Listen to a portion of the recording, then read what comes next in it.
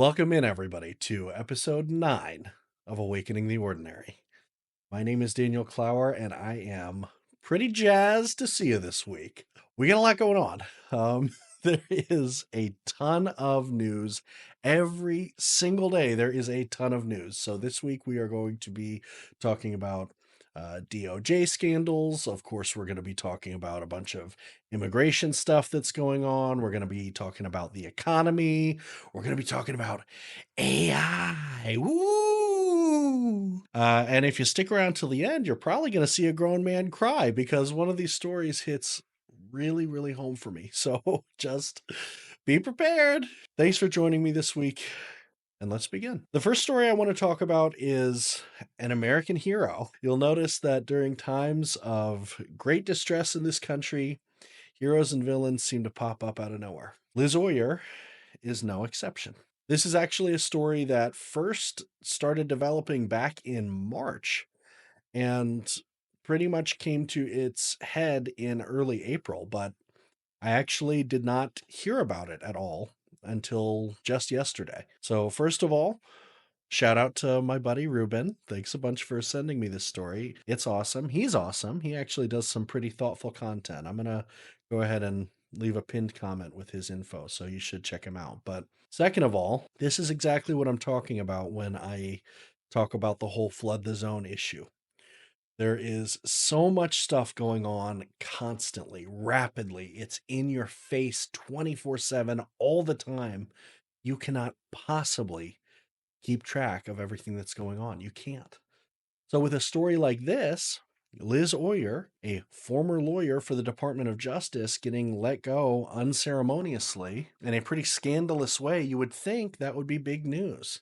But when there is a million things coming at you at 1,000,000,000,000 miles an hour, it's hard to keep track of it all. So for this story, when I was researching it, I didn't see any articles from, the New York Times. I haven't heard about this story on any major podcasts or any major news networks.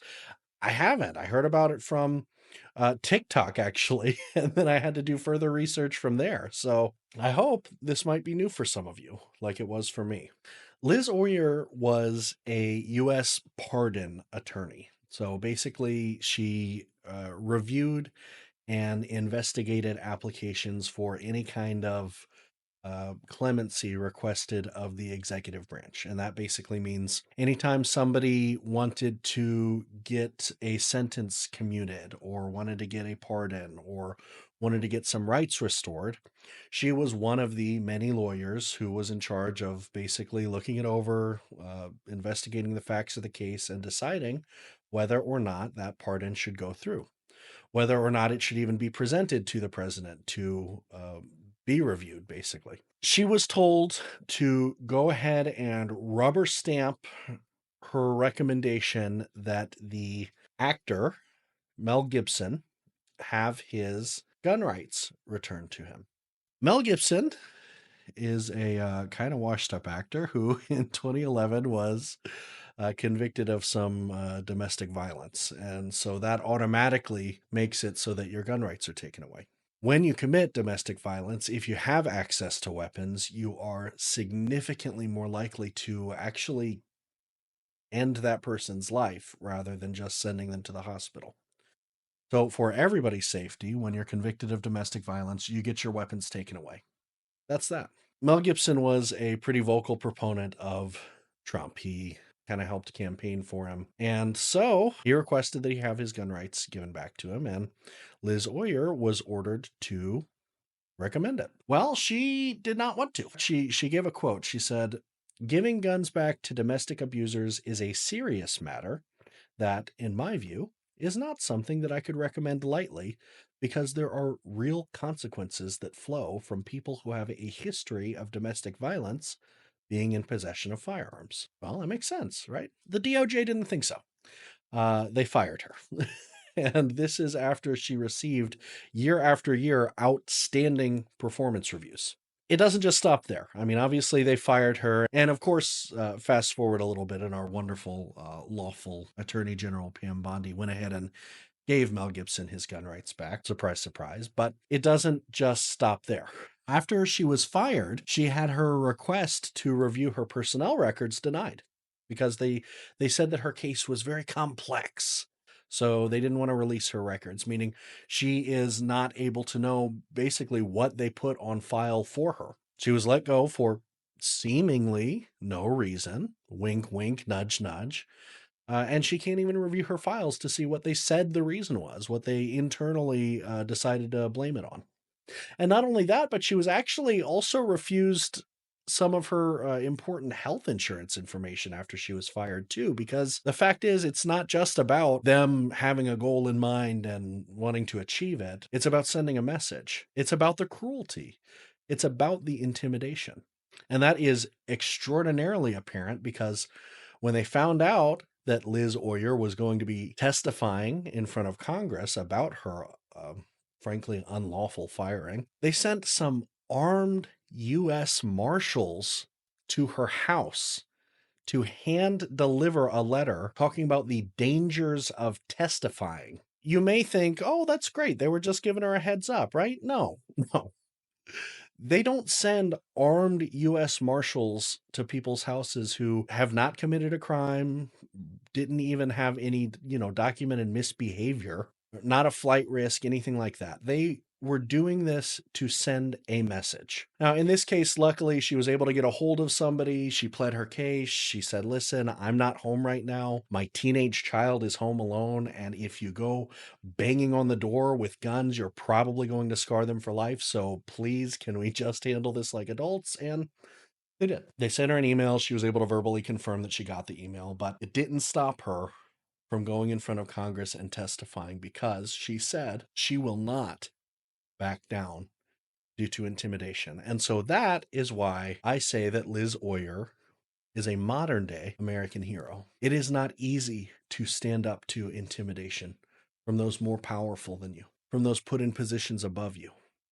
They make you feel weak. They make you feel helpless. They try and abuse their power and control you.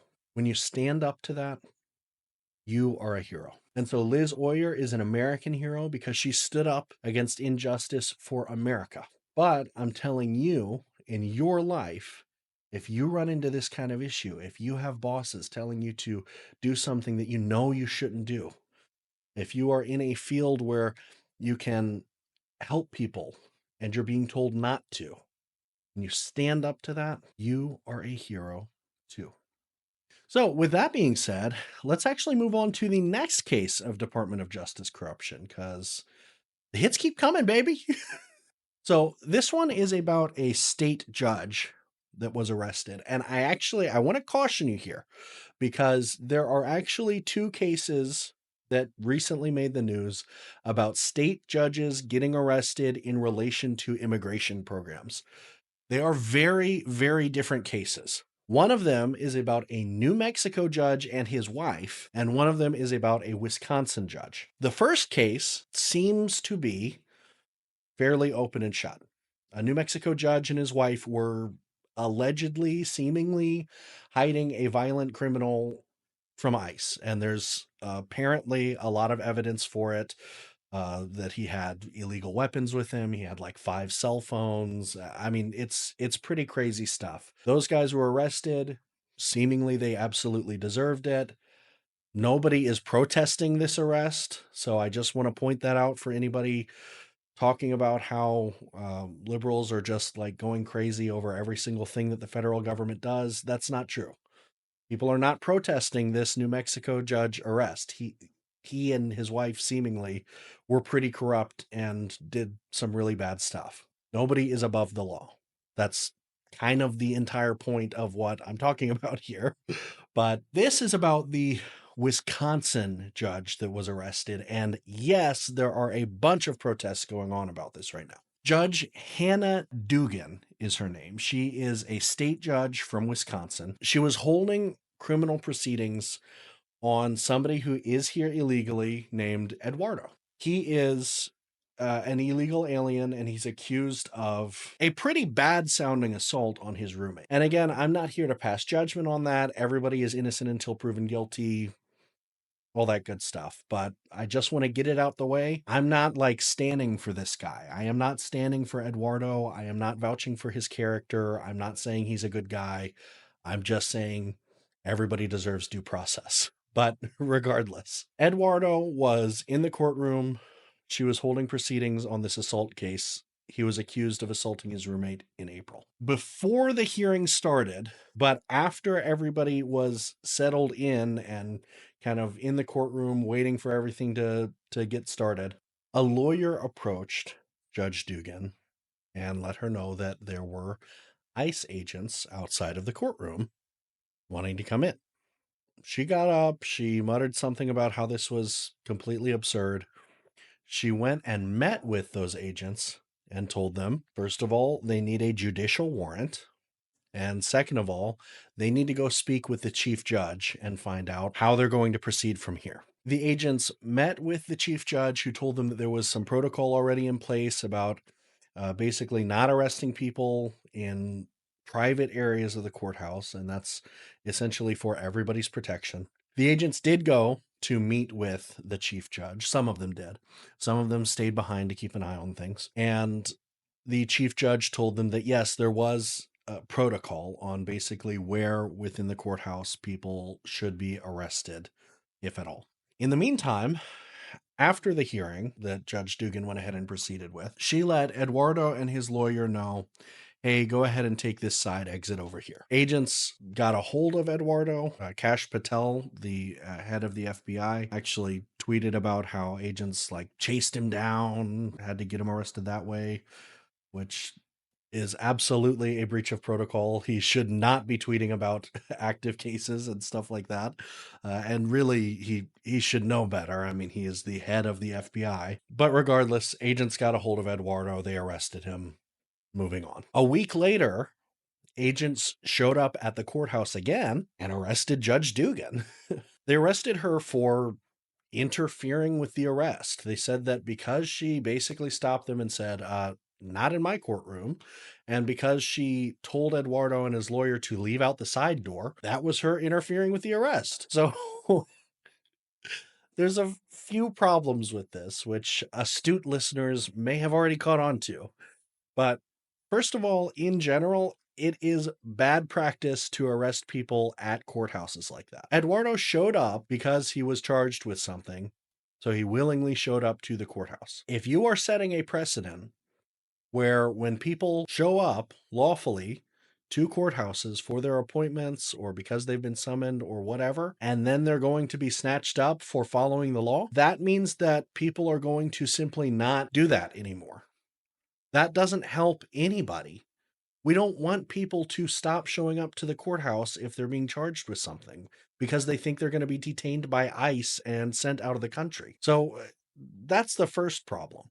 And not only that, I mean, I'm going to be talking about this in depth for a few different cases that we're going to be talking about later, but it seems like more and more often ICE is detaining people at appointments that they have where they're supposed to be checking in. People have to check in every year, every 6 months, every, few weeks, depending on their status exactly. So they're ordered to check in so we can keep tabs on them, make sure they're doing things the right way, make sure they're not getting into trouble, and make sure they're not, doing things they shouldn't be doing. And ICE is taking advantage of this opportunity to arrest these guys and detain them and send them out of the country.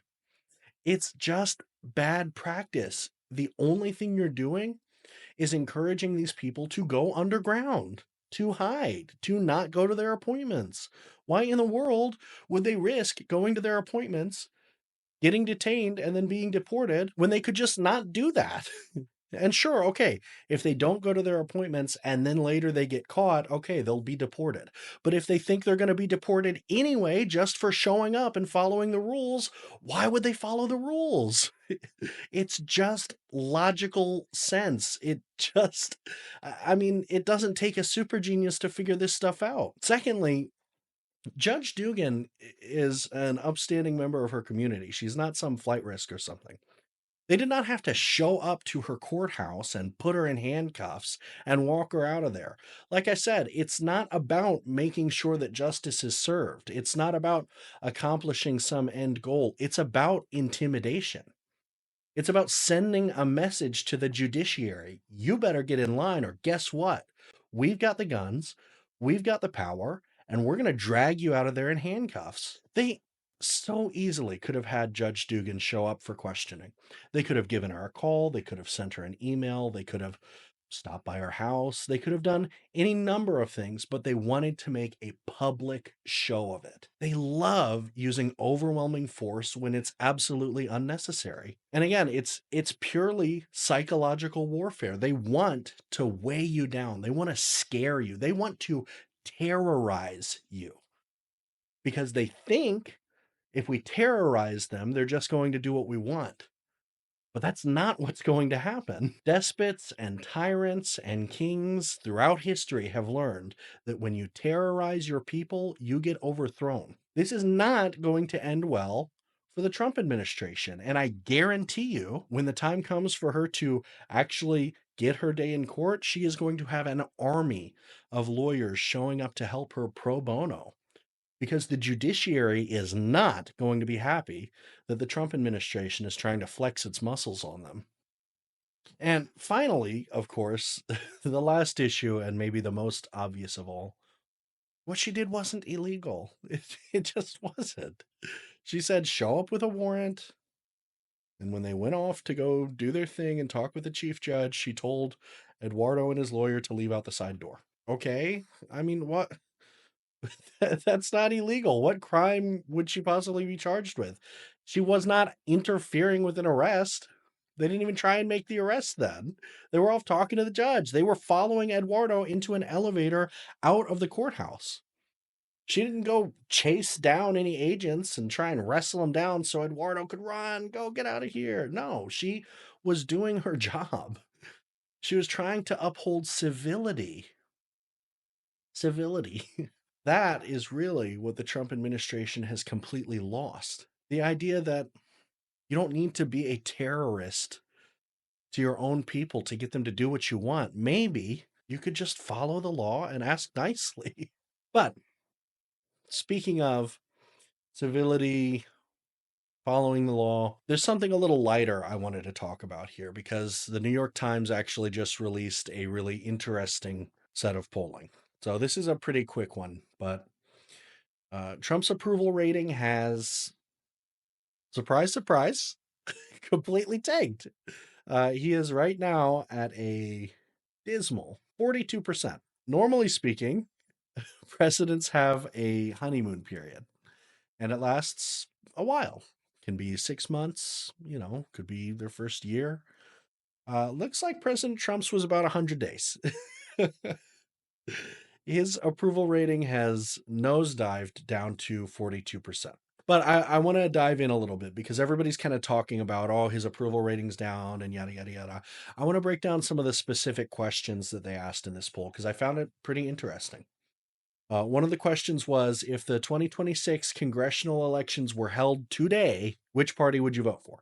And more people ended up answering Democrat than Republican. And I've already talked with you about how absolutely horrific the favorability rating is for the Democratic Party as a whole.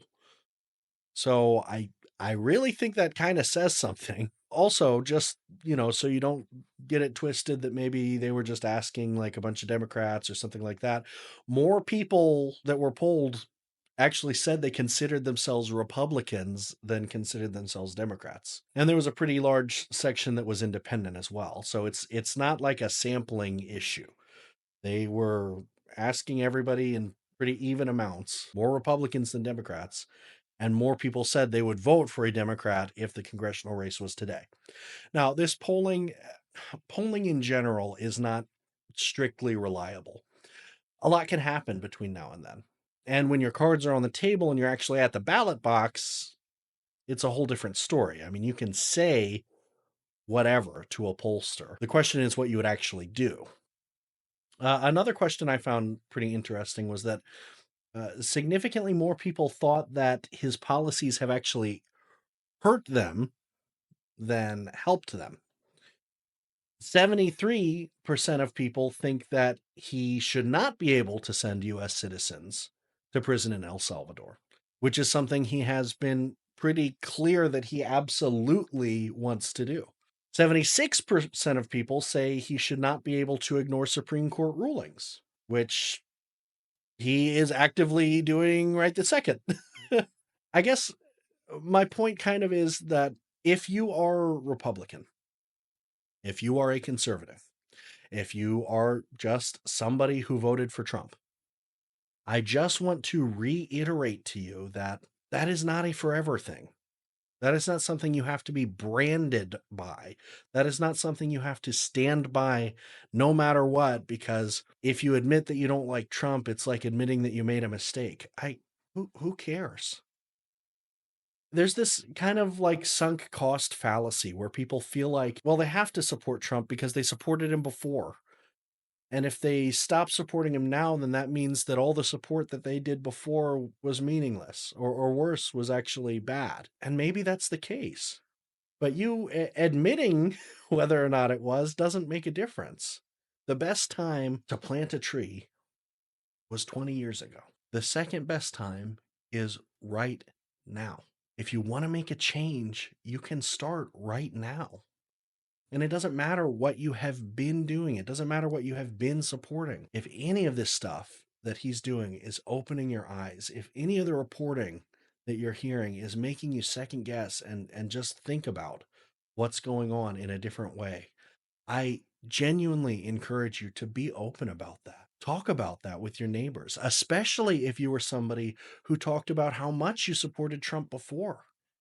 You really kind of owe it to yourself, you owe it to your neighbors to be vocal about your change of heart, because silence is supporting the status quo. Silence is supporting whoever is in power. It's up to you whether or not you want to speak out and make a change. And I believe, and maybe I'm naive for this, but I truly believe if most people saw what was going on right now, and the polling kind of supports this, if you're aware of what he's doing, you're not really going to support him. He has talked about wanting to run for a third term and other super fun ways to break the law. He has nominated and chosen horrifically incompetent cabinet members. Pete Hegseth has yet another signal scandal going on right now and went on some kind of like drunken tirade on Easter in front of his kids about how the deep state was after him, and his voice cracked a bunch of times and it was super uncomfortable.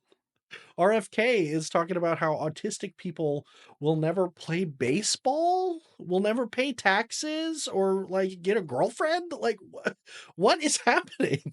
He promised to end the Ukraine war before he even took office. He promised to fix the economy on day one. And now it's in more dire straits than ever.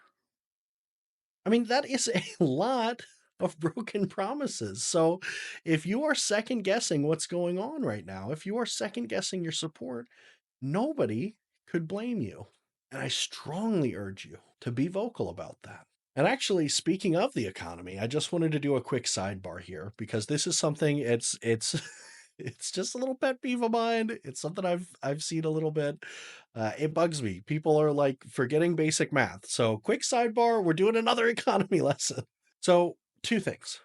First of all, if the stock market goes down 10% and then it goes up 10%, that does not mean that you have recovered everything that you lost. Think about it for a second. 10% of 100 is 10. So if the stock market is at 100 and it goes down by 10%, that means it's at 90. 10% of 90 is 9. So if the stock market gets 10% after it's gone down 10%, it's getting 9. And it's going up to 99, which is less than 100.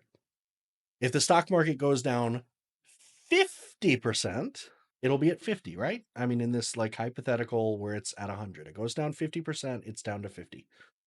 If you get positive 50% from there, that's only 25. So you're going to be at 75. You need 100% growth to make up for 50% loss. It's basic math that a lot of people seem to be forgetting because the market will go down 15 points and then it'll go up 15 points and people will say, yay, we're back where we started. You're not. You're not. You're still worse off. But the other thing is The dollar is also losing value right now pretty rapidly when you compare it to international currencies, the international markets. So, normally speaking, if the dollar was losing value, that means that basically it costs more dollars to get things. So that means if a stock was worth 100 and then the dollar lost value, that would mean that the stock is now worth more. It's worth more dollars. So it's now worth 110, 111, whatever. The dollar is losing value, and also the stock market is going lower. So that's kind of a double whammy, basically. That does not normally happen. And that is a really, really, really bad sign. So when they talk about how the stock market is bouncing back right now, there is an unflattering term people use for that, which is dead cat bouncing. It means that there is going to be some recovery because people are going to react to what they think is just a dip. They're going to buy back in. Stock markets are going to raise because people are buying. But the problem is, if the issues that are deeper than surface level do not get fixed, then the market is going to keep going down. So you'll have that small bounce, but then it's going to keep going down again. And I'm pretty sure that's where we're at right now, because as of right now, nothing has gotten fixed really. I mean, the biggest issue is our tariffs with China. And Trump has talked about how we're not going to lower these tariffs. I mean, he kind of said we were going to, but then he turned around and said we weren't going to again. So as of right now, things are not getting better. The issues going on the back end have not been fixed. So there is no reason that the economy would be recovering yet. So this crash that we're experiencing, it's just the beginning. I mean, I'm not an economist. I'm not a financial advisor. I can't give you any actual money advice, but I'm just saying be wary because if people are telling you that it's getting better, wait a week or two. You're going to see if it's really getting better or not. A lot of these tariffs have not actually hit yet because a lot of these tariffs are not getting paid until the product is actually imported and arrives on our soil. So if it takes 3 weeks for shipping to get from China to the United States, well, these tariffs weren't yet implemented 3 weeks ago. So we're not really going to see the real effects of it till that product gets here. So just something to keep in mind. That was my quick sidebar for Economics 101 again. Sorry, just a pet peeve of mine. I just had to talk about it. Okay. So let's go back into international affairs a little bit because I want to talk about Ukraine just a little bit. I know I've kind of hesitated talking about too much international stuff on this channel. I'm still not going to too much, but this is important because it's affecting our domestic policy right now. So Vladimir Zelensky is the president of Ukraine, and he met with Trump at the Vatican, where they were meeting up for the Pope's funeral. They had a meeting. It was supposedly pretty productive. We don't have exact details on it, but we do know that Trump was mad because Zelensky said that he won't cede the Crimea region to Russia because that goes against their constitution. Presumably, Trump was mad about that because he doesn't understand why that's a big deal, but yes. Zelensky said he will not just wantonly cede parts of his country to the enemy for fun. In the meantime, Russia launched an attack on Kiev, and Trump got mad about that because he felt that that was kind of undermining peace talks. Actually, he he went on social media, his Truth Network, and he was kind of opining that Putin might just be leading him on. Basically, actually, he said he used the phrase "tapping me along," which is like, I don't know. I'm not going to touch that one, but it's a little weird. But he basically said he doesn't see why Putin needed to attack Kiev when it is mostly full of civilians. I mean, to me, I'm kind of like, whoa, shock Pikachu face. Russia's attacking civilians. They've been doing that the entire time. So I'm not really sure why this time in particular really got Trump's goat. I kind of suspect that it might be because some Republicans are even turning against him right now. Chuck Grassley is the senior senator from Iowa, and I do mean extremely senior. He's a Republican, and he said that Putin was playing America like a patsy, which is true. And that might be why Trump came out vocally against Putin at this point. I mean, I don't know. Nobody can know what goes on in the mind of that guy. I don't think he knows most of the time. But I just thought that was a really interesting development because this is the first time, at least in this administration, this go around, that Trump has talked in any way negatively about Putin. So this might be kind of a changing tide. I mean, we don't know. He's been kind of wishy-washy about it before, but it's just interesting. It's something to keep your eye on. So let's shift gears a little bit. I want to talk about something pretty interesting that happened with the immigration cases. The Supreme Court kind of kicked it into high gear a little bit. I had kind of criticized them before for slow playing a lot of what they were doing with the Trump administration because it seemed like they were kind of scared that the Trump administration was going to tell them to go pound sand, basically.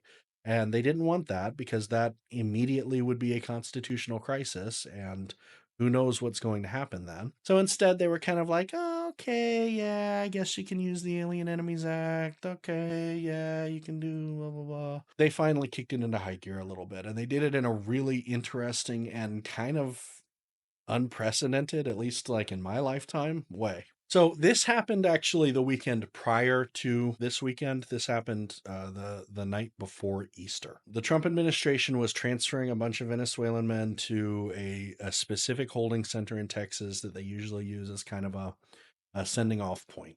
They were handing these men forms in English. And by the way, a lot of these people do not speak English. And the forms were basically saying, you're about to be deported. So the ACLU and a few lawyers got wind of what was happening and basically started ringing the alarm bells. They started telling everybody they could. They appealed to the Fifth Circuit, which is where this was located in. They also appealed to the Supreme Court saying, please, these guys are about to be deported with no due process, counter to your previous order. You need to do something about this because it's happening right now. So, in a pretty stunning turn of events, the Supreme Court released an order shortly after midnight on the Saturday before Easter. The ruling was pretty short and sweet, and it basically said, stop, stop it, get some help. Stop it. Get some help. It basically said, hold your horses. We told you not to do this. We think you're about to deport these guys. We think you're doing some sneaky stuff. So you need to stop, wait, and do not do anything with these men until you hear from us again on a more full ruling. This is pretty unusual. These old fogies, they don't be working late like that, okay? They're tired. Friday night into early Saturday morning, they're usually getting turned up at the club. And actually, Sam Alito pretty much said that in his dissent. I mean, he didn't say they were getting turned up at the club, but he said, we don't do midnight orders like this. This is pretty crazy. Second of all, the Fifth Circuit Court, which is where this issue happened in, had not even filed anything to the Supreme Court yet. They hadn't made a ruling at all yet. Typically speaking, if the Supreme Court is going to be making a ruling on something, it goes in layers. I mean, you go to court in your local district first, and it kind of goes on up the rung whenever you appeal it. In this case, they did not go to court in the Fifth Circuit. They went straight to the Supreme Court, and the Supreme Court made a ruling. Sam Alito and Clarence Thomas, the honorable justices who are very frequently partners in crime, were the only two dissenters, and they dissented not because they thought the ruling was necessarily bad or improper or whatever. They dissented because, first of all, it's late and they're tired, and second of all, because the Fifth Circuit Court had not actually made any kind of a ruling yet. So they thought it was improper for the Supreme Court to make a ruling. And third of all, they said basically we should have a little faith in the executive branch that they're not trying to be sneaky. And fourth of all, yeah, I'm really sleepy, so don't do this to me anymore. The other interesting thing, though, is how the order was signed. So whenever a case is presented before the Supreme Court, it's always signed, like referred to the Supreme Court by, and then insert whatever Supreme Court justice gave it to the Supreme Court for discussion. This one was not. This one was simply marked as referred to the Supreme Court for review. The judge presiding over the Fifth Circuit is actually Judge Sam Alito, one of the dissenters. There's a little bit of speculation on whether or not Justice Alito was actually planning on just kind of sitting on the application until it was too late. Was he just going to hold on to it until the men were already deported and then maybe kind of do a ruling afterwards, kind of like they did before? We don't know. So for now, we are waiting on the court's further rulings. Right now, they essentially have just said, we don't trust you. You need to stop. We think you're doing sneaky stuff. And the US has said, no, we definitely weren't planning on doing anything like that. Trust me, we totally weren't. So for now, we are basically waiting on further word from the Supreme Court. Right now, they have said, again, like I said, stop, wait, we don't trust you. We think you're doing sneaky stuff. We think you're going against our previous orders. And the US is saying, no, man, no way. Are you crazy? We would never do that. And then meanwhile, there were buses with illegal immigrants seen turning around after the order was received and heading back to the detainment center. So, okay. This kind of brings me to the more serious section of the episode. I'm going to end on a light note. I want to talk with you about some really cool AI stuff that's going on. Just something really interesting I saw. That's something I absolutely don't think is getting covered in any kind of mainstream media, any podcast, anything like that, because it's basically something I stumbled upon on Reddit. In the meantime, I'm going to be talking about some pretty serious immigration stuff that's going on. So I'm going to kind of cut the jokes and cut the funny stuff. I just need to tell you about some pretty dire stuff that's going on. There is a Maryland man that has been illegally deported to El Salvador. And I know what you're thinking. You're not having deja vu. This is not about Kilmar Abrego Garcia. This is actually another case. This is a man from Venezuela. His name is Christian. He was pending asylum hearings, so he was basically waiting to find out whether or not he was going to be granted asylum. He came here illegally as an unaccompanied minor in 2022. He is 20 years old currently. A federal judge has ordered that we facilitate his return as well, because he also was snatched up with this group of Venezuelan men and sent to El Salvador. He has not yet had his asylum hearing. He is supposed to have his day in court, so this was an illegal deportation. The US is arguing that because we invoked the Alien Enemies Act, they can ignore that, and they're allowed to just send him away as a suspected Tren de Aragua gang member. I just want to kind of go into detail about what exactly is the Alien Enemies Act, because it's been brought up a lot. People have talked about it a lot.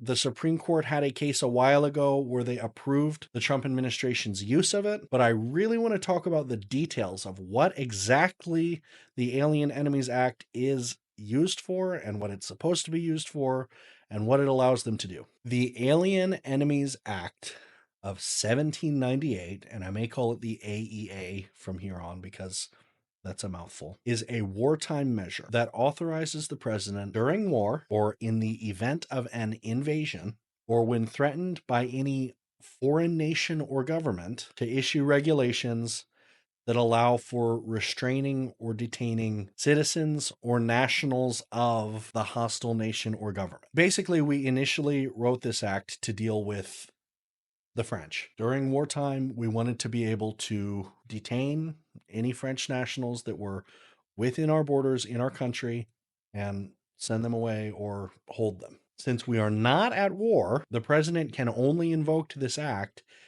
if he says that we are currently being invaded or experiencing a predatory incursion from a foreign nation or government. Here's the thing. We are not really saying that we are actually at war. The president is not declaring that we are at war with Venezuela. We're not saying that the Venezuelan government is sending these gang members here to the United States for nefarious purposes. This is why the ruling was challenged in court, because it's a wartime act. We're not at war. We're not being invaded. That led to the Supreme Court ruling that the president would be allowed to use these powers with some limitations. It was a 5-4 ruling. It was very close. But like I said, before, the Supreme Court was kind of slow playing everything. They wanted to give the executive branch some leeway. They wanted to give the executive branch some deference. and some presumption of competence and goodwill. It is now very clear that the executive branch is abusing these powers. The Supreme Court seems to be getting pretty antsy about it. And it seems like they may kind of be realizing the error of their ways. So that's why with this midnight ruling that they did that I spoke with you about, they basically said anybody that you're holding in relation to this Alien Enemies Act, you need to keep holding because we need to look into this more. Normally speaking, there is an unspoken level of respect and decorum between the branches of government. Each branch of the government sort of tacitly assumes that the other branches will be acting in good faith. This administration has shown that Trump's executive branch does not even understand the concept of acting in good faith. So at this point, we are probably going to get a repeat of the Kilmar Abrego case. Christian's case is almost certainly going to go before the Supreme Court. Christian's judge, who ordered that we facilitate his return, did make sure to mention that facilitate does not mean do absolutely nothing and say we're all out of ideas. It means to, and I quote, take the steps available to them toward aiding, assisting, or making easier the return of Christian. Standing by and taking no action is not facilitation, is what he said. In a sense, this ruling has a little more teeth than Kilmar Abrego Garcia's initial ruling, because in the initial ruling for Kilmar Abrego Garcia, they said facilitate and effectuate a return. They didn't really define either of those words. The U.S. government said, well, you can't make us effectuate his return. The Supreme Court said, kind of. Here, the judge is being a lot more direct. It's saying you have to facilitate his return, and I am not going to accept you saying we've done everything we can without even trying. So it seems like we are inching closer and closer to contempt proceedings. It seems like it is almost inevitable the Trump administration is going to come up against the judicial branch, and we will have our republic tested. We have to hold on. We have to see what's going to happen. Until then, hold the faith, be strong. We've got to put these wrongs right. And speaking of which, El Salvador is not the only place that the US government is illegally deporting people to, because we are also sending people to Honduras. This is a really tough case for me to talk about. I'm going to apologize in advance if I get pretty emotional here, because I have some children around these ages myself. So in some ways, it's kind of hard for me to separate my own personal feelings from the cold, hard facts of this case or these cases. Some US citizens ages 2, 4, and 7 have been illegally deported to Honduras. Each of these cases have a pretty similar premise. Essentially, it's two different cases. One is a pregnant mom and her 2-year-old. The 2-year-old was born here in the United States, so she is a U.S. citizen. The other case is a mom with a 4-year-old and a 7-year-old, both of which were born here in the United States, so they are U.S. citizens. In each case, the mother is here illegally, was here illegally. And in both cases, the mother was in some form of arbitration or negotiation, looking for asylum or some kind of legal proceedings to basically see whether or not they could permanently stay in the United States, and held incommunicado, completely out of contact of lawyers, of their spouses, of their family for multiple days, and they were then deported. In the case of the mother of the 2-year-old, she was able to speak with her husband for approximately 1 minute on the phone. In the other case, with the 4-year-old and 7-year-old, she was not able to speak to anybody whatsoever. In both cases, the lawyers were in the midst of filing habeas corpus petitions when they were flown out of the country. So basically, their lawyers were in the middle of filing paperwork to get them able to appear in court, as is their legal right. And in the midst of this paperwork being filed, they were sent on planes and deported to Honduras with their children. Or the mother with the 2-year-old, the feds are saying that she gave them a handwritten note in Spanish saying that she wanted the 2-year-old to come with her. The picture of the note shows that it says, "I will take my daughter with me to Honduras." In both cases, the lawyers who were able to get in contact with them once they were already sent to Honduras have said no, they absolutely did not want their children taken with them. They wanted their children to stay in the United States, either with their father or another guardian, somebody who can watch over them in the United States. There are two key differences in each of these cases. So, for the mother of the 4-year-old and 7-year-old who were deported, the 4-year-old child has a rare form of cancer that is in stage 4 that they were currently in treatment for here in the United States and receiving medication for regularly. They deported this child with no medication and with no easy way to access it. There is an unimaginable level of cruelty involved when you send a 4-year-old ostensibly to die in another country because they won't have access to their medication there. The horrifying level of callousness it takes to write this off as simply anchor babies getting sent away with their illegal mother, it's unspeakable. And that's exactly what Marco Rubio decided to go on TV and say, that these children are just part of the regular system, that this is how it should work. You should send these children away with their mothers with no recourse, with no appearance in court. For the 2-year-old, it's a little different because a Trump appointed judge, Judge Terry Doughty, actually stepped in for this case. He had requested to speak with the mother of the 2-year-old to confirm that she actually wanted her daughter to go with her. And he was informed that the plane had already taken off and they were already in flight. The government contends that this is all okay because the mother wishes that the child be deported with her, but the court doesn't know that. Because the court does not know whether or not the mother actually wanted the child sent with them, and we simply have the word of these federal officials going against the word of the mothers when they arrived in Honduras, Judge Doughty set up a hearing for May 16th. He wrote that the May 16th hearing was, and I quote, "in the interest of dispelling our strong suspicion that the government just deported a U.S. citizen with no meaningful process." This is a conservative judge. This judge made sure to mention that the flight, when he was talking about how he wanted to speak with the mother and they told him that the plane was already in the air, he made sure to mention the plane was already over the Gulf of America. He was appointed by Donald Trump.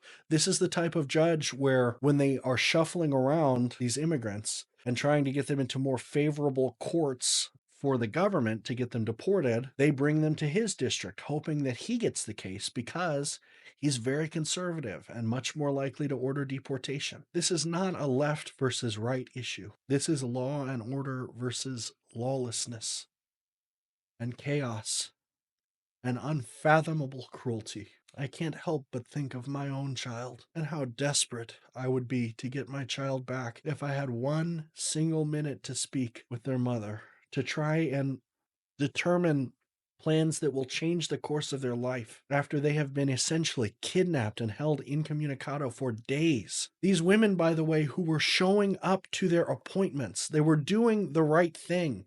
They were in the process of seeking asylum. They were in the process of negotiating the court system. And so they were showing up to their mandated appointments, and we ambushed them and we kidnapped them. There are no lengths that I would not go to save my child from being sent away to a foreign country without even being able to say goodbye. I cannot imagine what these fathers are going through, having their children sent away in such a callous and heartless way. I implore you, if you have stringent ideas about immigration, if you have strong ideals on border control, that's fine. But take a moment to remember that these are human beings. These are children being taken away from their fathers.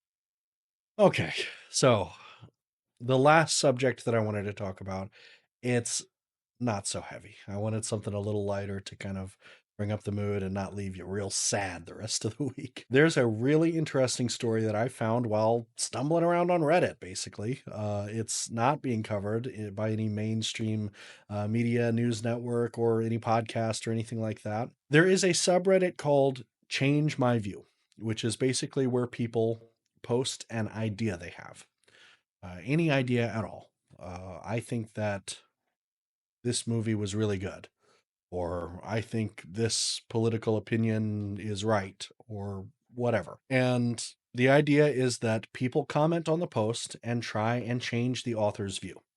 So they'll post factual evidence, or they'll post convincing arguments, or whatever they can think of that basically helps change the person's view. And if they do successfully change the author's view, they are awarded a delta, is what they call it. It's basically like a special point that just indicates that, hey, you're really persuasive and you changed somebody's view. The University of Zurich decided to conduct an experiment, and they did it in a not entirely ethical way. The subreddit rules do say that you're not allowed to use AI content, you're not allowed to use bots. The University of Zurich decided the pursuit of knowledge is much more important than some subreddit rules, so we're going to do this anyway. And what they did was they basically released a couple of language learning models, LLMs, and that's basically AI like, Chat GPT or Cloud or Grok, into the subreddit as fake users, basically. They didn't make any posts trying to be convinced of anything, but what they were there to do was actually convince people of things. And in their research, they found that these AI, these language learning models, were significantly more convincing than regular people, to the tune of about 3 times more convincing. I thought that was pretty fascinating for a few reasons. The University of Zurich researchers actually commented on this topic. They made an account just so they could kind of respond to some of the questions that the mods brought up, that the users brought up, so they could be a little more transparent about everything that was going on. They said one of the reasons that they kind of didn't necessarily feel so bad about using LLMs is because the internet is full of it already.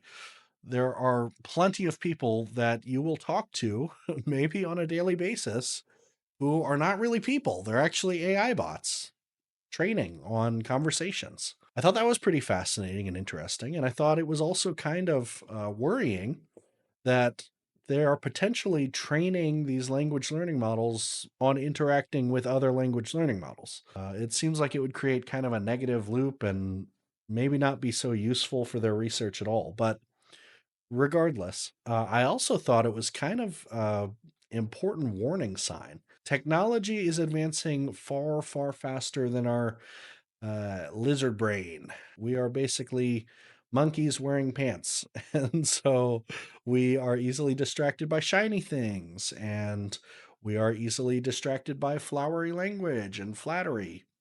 And so LLMs, ChatGPT, AI in general, is going to be significantly better at persuading people of things than regular humans are. So that means you need to be aware when you're talking to strangers online. You need to be aware when you are being advertised to. You need to be aware in your everyday life that you can become a victim of AI. Technology is advancing at a rapid pace, and we have to decide how we're going to use that. Are we going to use that to better mankind, to advance technology, to embrace new forms of science that we could never even imagine before? Or are we going to use it to make scam bots that are even better at scamming people than humans? Are we going to replace human art with AI art? Are we going to let AI be used as a weapon, a persuasive tool, stronger than any humans could ever be? It's just something to think about. I guess I just found it really interesting. I knew nobody was going to be talking about it, so I wanted to mention it here. Hopefully, it means something to some of you. So, hey, thank you very much sincerely for hanging out with me. I know this was a heck of an episode. I really appreciate talking with you every week. I love hearing your comments.